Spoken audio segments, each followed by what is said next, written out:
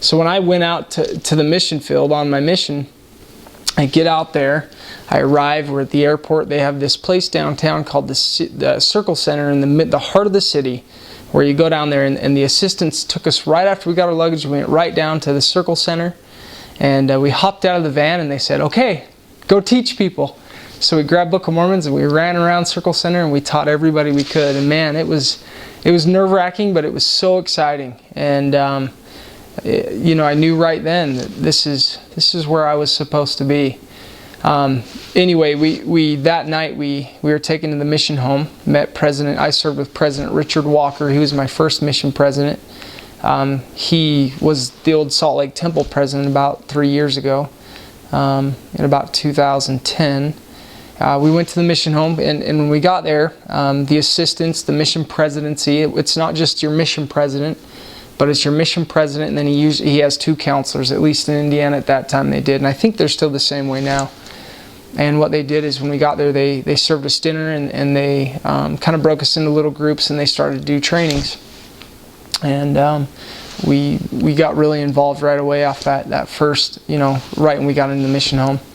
And the mission president at one point went up into his office and he interviewed us one by one. And my experience was kind of fun because as I went into his mission office, President Walker and I kind of grew up. I grew up close to him for part of my life, and I went in, sat down. He said, "You have a face that I know." He said, "I don't know how I know you." And I wanted to say, "Well, President, you know me from before, you know, like we knew each other before we even came here." And he said, I know you." And we talked for a minute, and very special meeting. And he turned me around. So in the mission office, and I think it'll be this way still today, because I actually went there about two years ago to visit. In the mission office, they'll have all the pictures of the missionaries, and I think most missions are like this. But he turned me around and he said, "Here are the missionaries that are going to be training. Here are the rest of the missionaries in the mission." So he kind of had the ones that are going to be training set to the side. And he turned me around and I looked at him, and he said, "These are the best missionaries in the mission. We don't call the Lord doesn't call just average missionaries to be trainers. They call the best. He calls the best to be His trainers, because they help set the foundation for your mission." And I looked up at the board, and there's Elder Watts, Jake Watts. He's a trainer. This is the kid I grew up with. And it won't be the same for everybody. But anyway, the next day we go to a meeting. It's called a transfer meeting, and anybody who's transferring companionships comes into this meeting. It's right there in the heart of Indianapolis. So you gather at this church, you do transfer meetings, everyone's there.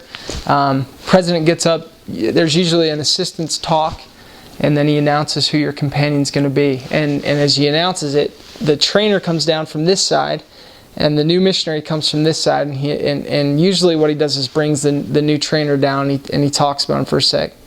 And then he announces who they're going to be training, and then they come down and they talk about themselves, and he talks about them for just a second. Well, he called Elder Watts to come down, and I sat there and I thought, he's going to be my trainer. And so he said my name, and immediately here we are in this chapel in the sacrament meeting, and in the heart of the mission, and we're trying not to get too excited. We're jumping up and down like, yes! And President Walker kind of turned around and looked at us and he went, "Well, that was probably one of the most inspired companionships I've ever put together, but now I'm starting to think maybe it wasn't." And so I was called to go serve with Elder Watts. We'd grown up playing basketball together, but he was at the time serving at Lafayette on Purdue campus. And so I was called to go up there, and he had only been out 3 months, and then I was brand new, and I was ready to go. I was on fire, and I, you know, what a blessing. And you know, I know not every missionary will have that exact same similar experience where they're trained by someone they knew. In fact, it's probably less than 1% that gets that to happen for them. But in every missionary's way, they'll have that confirmation that that's where they're supposed to be, when they're supposed to be there. And that definitely happened for me when I first entered the mission field. So, wonderful.